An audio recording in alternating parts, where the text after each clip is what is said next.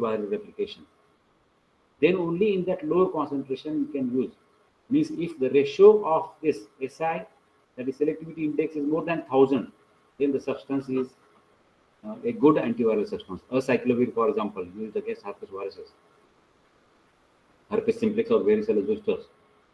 MIC against virus particle is 0.1 to 1, and its SI is more than 1000, means 1000 times more concentration of acyclovir. If you use in the body, it may hit your host cell also. But it's not necessary to use 1000 times concentration. Are you getting me? Suppose 10 units are of use to inhibit virus particle. Using 1000 times means 10,000 units should be the dose used for inhibiting host cells. So that way, when using 10 units, that can hit cells. That can hit viruses only, because for inhibition of host cell it requires very high concentration. Acyclovir, it is using 100 to the SI is 100 to 1000. For azithromycin, which was used against HIV, SI is 1000. So those who actually show SI values more than 1000 are good, and such way we can screen antiviral substances. So screening issue can be done like this. For the last part in your syllabus, the approaches you have made mention, they are quite common things. Inhibition of viral entry, inhibition of viral replication. Many, say, nucleotide analogs are also seen used for virus entry mechanism. Substances like amantadine, remantadine also are seen used, which will inhibit viral entry. They are causing least damage to the host, but as far as the replication part is concerned, or inhibition of viral nucleic acid function is concerned, then yes, there is possibility of, because that part is shared maximum by virus particles of the host also. So if you hit that part, then yes, it is possible that it may probably cause some damage to the host. So very carefully you have to select those things. Then viral protein functionality, yes, there can be some sort of selectivity. For example, assembly part is unique for virus. Assembly part is unique for virus. So you can have some protein, you can have some substances which are inhibiting assembly part. Viral process is hit, so assembly doesn't take place. The rest of the part of virus is operated, but you don't have the infective virus progeny produced, and that is how you can minimize spread of infective viruses. So these approaches are definitely of use. Then yes, there is a issue of drug resistance development. If you keep using those antiviral drugs, because there are some mechanisms of mutations in the host, mutations in the viral genes also. Say for example, say a particular protein kinase. Protein kinase of herpes virus is important. Thymidine kinase of herpes virus is important for having inhibit reaction for some other viruses. Then if suppose this gene undergoes mutations, then there will be change in the product produced, and that is how it will not respond properly as inhibitor, or that drug will not respond properly as inhibitor, and that is how viruses will try developing resistance to antiviral drugs also. Yes, bacterial phage therapy is also there. This has been a old issue actually, using bacteriophages as a therapeutic agent. Whenever human beings are phages, phages are the viruses causing infections to bacteriophages. They are killing bacteriophages. Bacterial cells. Bacteria eating viruses are bacteriophages. So when suppose salmonella is a causative agent, bacterial cell, cholera cell, Vibrio cholerae is a causative agent, they are bacteria.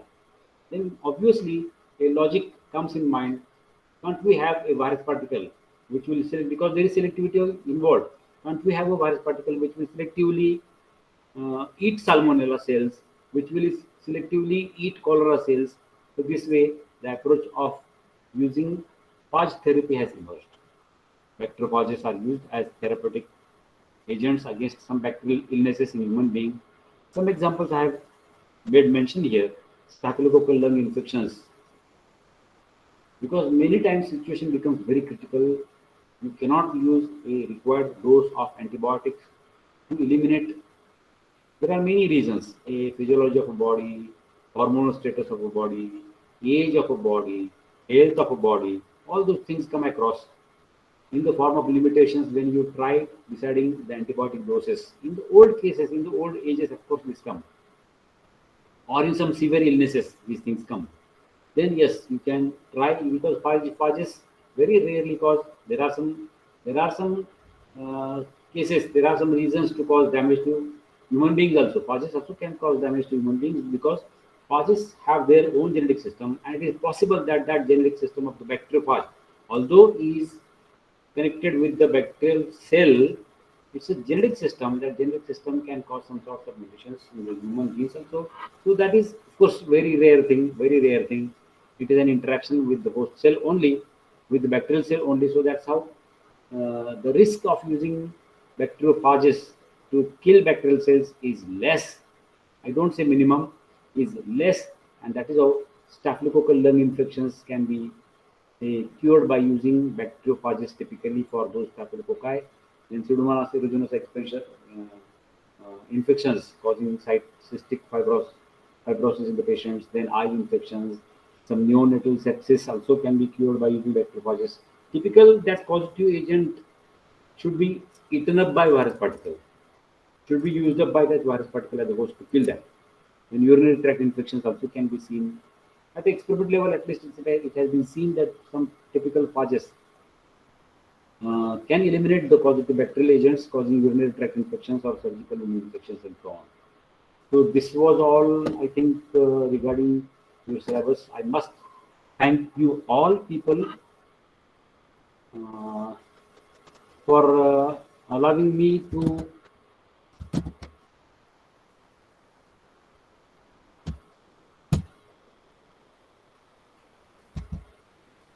express my views regarding this recent trends in virology with you people. I must thank your management, I mean your total body, principal, then all the dignitaries, chairman of board, then head of the department, all faculties who made this opportunity available for me to share my ideas for teaching this paper with you people. Thank you one and all once again.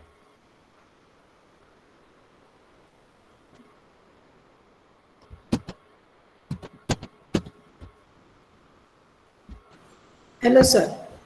Hello. Can you hear me, sir? Yeah, please, I'm trying. Yes.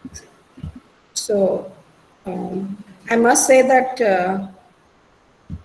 we are blessed enough today to hear you again in the field of virology, rather. But regarding these discussions, I have very few, you can say, discussion points with you. Yeah, As please, far as please. today's vaccination program is concerned about coronavirus, Mm.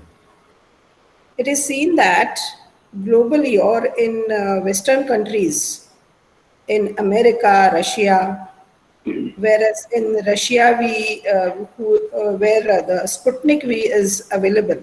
Yeah, So the rate of infectivity or reinfectivity of the individuals taking Sputnik, it is found to be quite lower as compared to the vaccinated people in India, uh, vaccinated with Covishield and Covaxins, mm. and few other vaccines also. Okay. So over here we see that though vaccines are available, Mm. and even if people are taking even the common man maybe or the professionals like doctors, maybe even if they're taking 2 doses of the vaccine, we have many cases who are being reinfected again.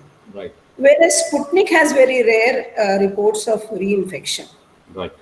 So again, now this is a global strategy. We can say that the data may not be disclosed of these things, Yeah. but the recent cricket matches that we observe, Mm. we see that the whole stadium is full of people with no masks, Yeah. and they say that all of the public is vaccinated by Sputnik vaccines. Yeah. So, how can we just, you can say, analyze these things globally? If, of course, this is a dream rather, that if we say that Sputnik, it gives a more protection than the common vaccines in India, So, of course, there are many, you can say, facets to be thought over and to deal with by the government rather. It may be socio-economic aspects, maybe political aspects, maybe scientific aspects.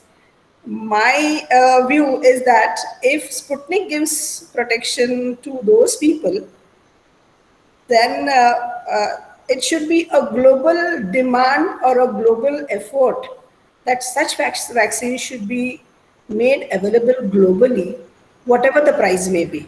Right. So human being as a whole should be considered to be protected. Yeah. It should not be country wise, or it should not be you can say like hubs. Those who are in advantage, they should take the advantage, and those who cannot are not in a position to reach there should suffer. So this strategy should not be there. Of course, this is also true that we as common people cannot do anything in this aspect. Only we can put our expectations. So then, what can you speak about this, sir? See, actually, because this is very current issue being discussed in the people also, which is better vaccine. I purposely avoided to talk for comparative account of Covishield, Covaxin, and Sputnik. But okay, as you have uh, coined this part, so see, Sputnik really is seen as seeing data. Otherwise, what we can believe is based on data. We science people can believe on data. So seeing data, and like you said, seeing the actual real situation there in the country, people sitting without masks and having around without masks and not very careful, not very bothered in some countries. And here we have to have a mask still. We are compelled to have masks still. Uh, yes, that is definitely every vaccine based on, because every vaccine has some secrets and every vaccine's composition will be different. Although we say it's a spike protein responsible, it's a spike protein responsible. In Covishield also spike protein responsible. Actual immunization is against spike protein. That is no doubt about that. But what is that composition? When you have a protein, which part of a protein is taken into consideration for a spike protein? Spike protein is not one amino acid. It's a group of proteins which makes a spike. So actually, which part of that is taken into consideration, where variation is put into. So all those things will decide to what broad extent the antibodies will be able to act. Understood? Maybe probably, as you said, Sputnik when is seen more effective, or when we listen to those news, then Sputnik appears to be a bit more effective, relatively more effective. Maybe because it is acting on a broad range of virus particles, different variants, whatever newer variants are emerging. So that vaccine is seen effective against those newer variants also. Maybe our vaccines are not to that level. So those things differ. Those things differ. Let us not discuss on that part. But yes, definitely it is needed. Although it's not an issue of a cost. Competition-wise, the one which is more effective will be relatively costly, relatively expensive. No doubt about that. That is a market strategy. That is the market strategy. Although less expenses have to be there, are there, because market demands it will be a bit costly. That is a, but as you said, when it comes for the existence of this globe, when this comes for existence of the world, that time, yes, definitely, like you said, these things have to be taken into consideration, and such better vaccines are to be, because people cannot afford taking Sputnik. Although we listen to the news that Sputnik is best, Sputnik is best, Sputnik is best, we cannot afford to, everybody cannot afford to have that vaccine. It's, there are some definitely other factors, how much of that vaccine is available, in what quantity that vaccine is available, to how many people will that be made available, whether you have to have one dose or two doses, then how much cost we have to bear, how much expenses we have to bear. So those all the different factors are there. And then, but like you said, it is definitely, I definitely agree, everybody must agree, such better things are to be made available for everybody. Yes. Those better things have to be made for So globe. We all must try for survival of a globe. Now the issue has come to globe. It has not yes. been the issue only concentrated on our country or any country. Issue has been spreaded as a global issue. So yes, the total globe we will try for this. When total population of the earth will try for this, then the issue probably will be resolved. Yes, I do agree with you. Yes, thank you. So the issue or the most famous statement of our Prime Minister, Vasudhaiva Kutumbakam. Yeah. It should be applied over here also Yeah. by everyone. Yeah. Okay, sir. Thank you so much. Thank you again. Thank you once again.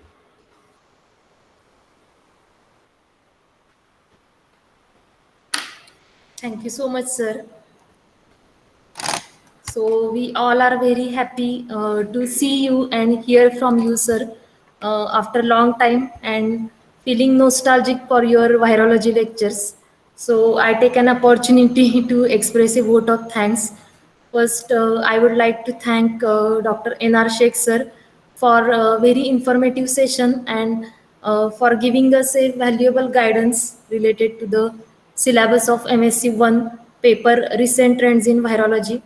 Then I would like to thank uh, BOS Chairperson Dr. S.S. Kanse ma'am and Head of the Microbiology Department Mrs. N.S. Joshi ma'am, and also all, and our principal Dr. B.T. Jadhav sir, and also all my colleagues and faculty members for attending this program online and offline mode. So once again, thank you so much, sir. Okay, thanks. Thank you very much.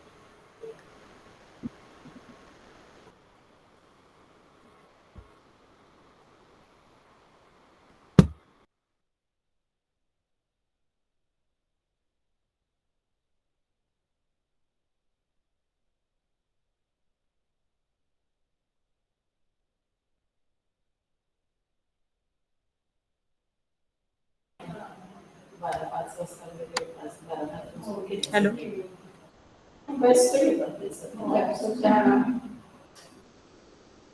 Now I request Pawar sir. Hello, Pawar sir.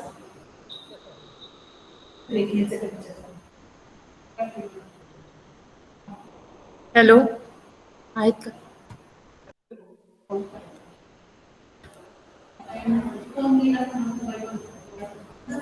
आवाज येत नाही.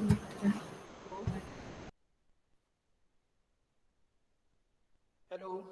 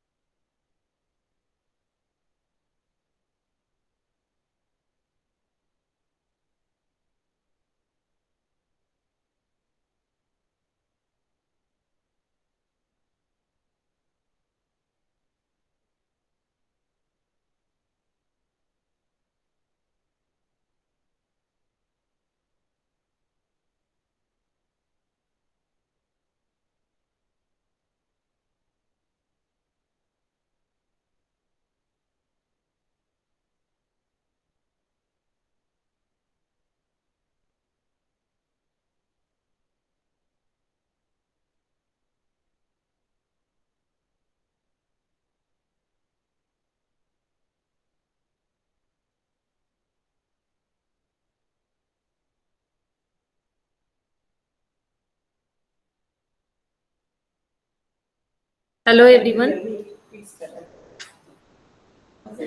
Hello.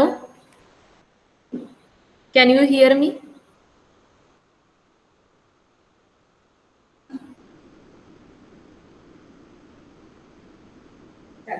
Hello.